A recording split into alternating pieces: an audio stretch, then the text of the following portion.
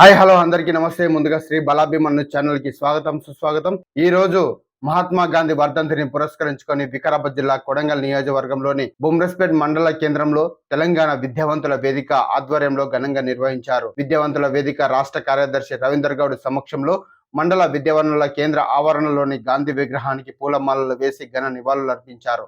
ఈ సందర్భంగా వారు మాట్లాడుతూ గాంధీ యొక్క జీవితం సబ్బండ వర్గాలకు దిక్సూచిగా మరియు వారి అభ్యున్నతికి లక్ష్యంగా కొనసాగిందన్నారు. మహాత్మా గాంధీ అక్టోబర్ 2, 1869లో జన్మించి మన భారతదేశంలోని బ్రిటిష్ పరిపాలన వలన మనకు జరిగిన అన్యాయాలను, నష్టాలను, మన ప్రాంత సహజ వనరుల విధ్వంసాన్ని పైన వారు చేస్తున్నటువంటి దౌర్జన్యాలను వ్యతిరేకిస్తూ భారతదేశాన్ని పరాయి పాలన సంఖ్యలను అహింసా పద్ధతిలో ఎలాంటి ప్రాణ నష్టం జరగకుండా భారతదేశాన్ని స్వతంత్ర దేశంగా ప్రకటించుకునే మార్గాన్ని అన్వేషించిన గొప్ప తాత్వికవేత్త, మానవతావాది మరియు మన భారత స్వాతంత్రానికి జాతిపిత గారి వర్ధంతి సందర్భంగా వారిని స్మరించుకోవడం భారతదేశ ప్రజల యొక్క కనీస బాధ్యత చెప్పుకోవాల్సినటువంటి అవసరం ఉన్నదని వారు అన్నారు.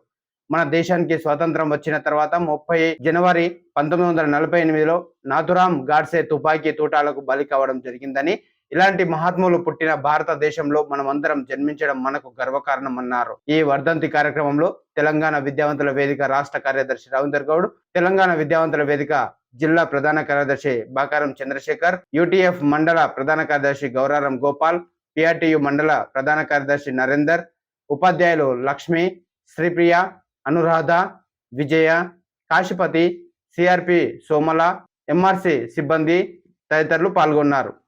అది భూమిక వహించిందో అంతే ముఖ్యంగా ప్రొఫెసర్ కోదండరామ్ గారి ఆధ్వర్యంలో తెలంగాణ జేఏసీ ఏర్పాటు చేసుకొని ఆయన ముందుండి ఒక మహాత్మా గాంధీ లాగా అహింసను పరమోధర్మ అన్నటువంటి సూక్తితో సకల జనులు సబ్బండ వర్గాలు పోరాటం చేసి మనం తెలంగాణ సాధించుకున్నాం. మరి మహాత్మా గాంధీ సూచించిన మార్గాన్ని మనం తెలంగాణ సాధనలో ఇంప్లిమెంటేషన్ చేసుకోవడం మనకు చాలా గర్వకారణంగా అనిపిస్తూ ఉన్నది. మహాత్మా గాంధీ ఎప్పుడు కూడా నిరాడంబరంగా చాలా అంటే అన్ని వర్గాలకు అందుబాటులో ఉండేటటువంటి జీవన శైలిని మన భారత ప్రజానికానికి అందించినటువంటి గొప్ప తాత్వికవేత్త, ఒక మంచి లాయర్ ఆయన. మరి అటువంటి వ్యక్తి మన భారతదేశంలో పుట్టడం భారతదేశ స్వతంత్రానికి మనం ఒక పునాదిగా, ఒక ఆదర్శంగా మనం చెప్పుకోవడానికి అవకాశం ఉంది. మరి అదేవిధంగా మేడం వాళ్ళు చెప్పినట్టుగా, సార్ వాళ్ళు చెప్పినట్టుగా మహాత్మా గాంధీ జీవిత చరిత్ర చదవడమే కాదు, జీవిత చరిత్రను చదువుతూ ఆయన సత్యహరిశ్చంద్ర నాటకాన్ని చూసిన తర్వాత, సత్యశోధక బుక్కులు చదివిన తర్వాత ఆయన అహింస మార్గాన్ని ఎంచుకోవడం జరిగింది. మనం కూడా ఈ చరిత్ర ఏం చెప్తుందంటే, పూర్వీకులు చేసినటువంటి తప్పులు కానీ ఒప్పులు కానీ పరిశీలించిన తర్వాత సమాజానికి ఏవైతే ఉపయోగమవుతాయో వాటిని అన్నింటినీ కూడా ముందుకు తీసుకుపోయి భవిష్యత్ తరాలకు అందించాల్సినటువంటి బాధ్యత మనందరి మీద ఉంది. ముఖ్యంగా ఉపాధ్యాయ లోకం మీద ఉంది. కాబట్టి మన ఉపాధ్యాయ లోకం అంతా కూడా ఆ దిశగా ప్రయాణించాలని చెప్పి తెలియజేసుకుంటూ, మరి ఈరోజు మహాత్మా గాంధీ వర్ధంతి సందర్భంగా మిత్రులందరూ మన బుమ్రాస్పేట రియల్గా నరేందర్ సార్ చెప్పినట్టుగా ఇక్కడ ఒక యూనిటీ ఉంది. ఏ మండలంలో లేదు యూనిటీ. మనం ఎక్కడ పోయినా బుమ్రాస్పేట అంటే ఒక రకమైనటువంటి ఒక హైప్ మనకు కలిగి ఉన్నది.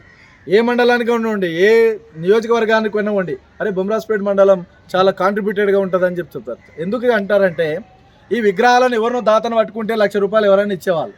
కానీ ముఖ్యంగా ఉద్దేశం ఏంది, ప్రతి ఉపాధ్యాయులు తమ ద్వారా వచ్చినటువంటి డబ్బు ద్వారా విగ్రహాలు ఏర్పాటు చేస్తే వాళ్ళకు హక్కు ఉంటుంది. ఈ విగ్రహం మాది, ఈ విగ్రహాన్ని కాపాడుకోవాల్సిన బాధ్యత మాది. విగ్రహాలకు ఏ పురస్కారాలు వచ్చినా లేకపోతే ఏ కార్యక్రమాలు జరిగినా ఇవన్నీ మేము చేస్తున్నట్టుగానే ఫీల్ కావాలన్నటువంటి ఉద్దేశంతో ఇక్కడ ఉపాధ్యాయులు ఏకంగా పాల్గొని ఈ యొక్క విగ్రహాలను ఏర్పాటు చేసుకోవడం జరిగింది. ఇందులో మరి సారోలు చెప్పినట్టుగా బుమ్రాస్పేట మండల ఉపాధ్యాయులు అందరూ కూడా మేము కృతజ్ఞతలుగా ఉంటాం. ఎందుకంటే ఈరోజు ముఖ్యంగా మేము అనిపిస్తున్నామే కానీ మా వెనుక ఉన్నదంతా బ్యాక్ బోన్లు మీరే. ఇప్పుడు ఉపాధ్యాయులందరూ మీరందరూ ఒక బ్యాక్ బోన్లుగా పనిచేస్తున్నారు కాబట్టి మేము ముందుకు రాగలుగుతున్నాం. దయచేసి దీన్ని కూడా మనం ఏం చేస్తున్నామంటే, ఇక్కడ ఉన్నటువంటి ఉపాధ్యాయ సంఘాలకు విజ్ఞప్తి చేస్తూ ఉన్నా. మరి మన ఉపాధ్యాయ సంఘాలు మరి మనం అందరం కూడా ఇక్కడనే పనిచేస్తామా, భవిష్యత్తులో ఎక్కడైనా ట్రాన్స్ఫర్ అవుతామనేది తెలియదు. కాబట్టి ఈ కమిటీ, ఒక చిన్న కమిటీ వేయాలి విగ్రహాలకు. ఆ కమిటీ ఏం చేయాలంటే, ఆనవాయితీగా ఒక కమిటీ టైం పీరియడ్ కాగానే ఇంకో కమిటీని ఎన్నుకొని పనులు అప్పచెప్పేటటువంటి విధానాన్ని మనం తీసుకుపోయినట్లయితే అందరికీ ఒక సమాచారం చేరడానికి అవకాశం ఉంటుంది. ఒక్కోసారి ఎట్లుంటుందంటే, ఫోన్లు కలవవు, ఒకసారి మెసేజ్లు పెడతాం, మెసేజ్ చూసుకోరు, ఒకసారి ఇన్ఫర్మేషన్ ఎవరొకరం చెప్పండి అన్నటువంటి మూడ్లో పోతాం కాబట్టి కొంత ఆ డిస్క్రిమినేషన్ లేకుండా ఉండడానికి ఒక చిన్న కమిటీ అనేది 4 యూనియన్లు ఉన్నాయి. ఆ 4 యూనియన్లకి ఒక్కొక్కరిని తీసుకొని ఒక బాధ్యులుగా మనం చేయాలి. దానికి తెలంగాణ విద్యావంతుల వేదిక ఎప్పుడు కూడా సహకరిస్తుంది, తోడుంటుందని చెప్పి తెలియజేసుకుంటూ, మహాత్మా గాంధీ ఆశయాలను ఈరోజు మనం భవిష్యత్ తరాలకు అందించేటటువంటి దిశగా ప్రయాణించాలని చెప్పి తెలియజేసుకుంటూ, మరి కాడా ఏర్పడ్డది. మరి మన నియోజకవర్గంలో ఉన్నటువంటి ఎమ్మెల్యే గారు ముఖ్యమంత్రి అయి ఉన్నారు. ఉపాధ్యాయులందరూ కూడా ఈరోజు ఏం చేయాలంటే ఇన్ఫ్రాస్ట్రక్చర్ పైన సీరియస్ కాన్సన్ట్రేషన్ చేయాలి. ఎందుకంటే ప్రతి పాఠశాలలో ఉన్నటువంటి మౌలిక వసతులు, మౌలిక సదుపాయాల కొరకు మనం ప్రయత్నం చేయాలి. మీ ద్వారా ఇబ్బంది అయినట్లయితే ఇమ్మీడియట్గా సంఘ బాధ్యులకు చెప్పండి.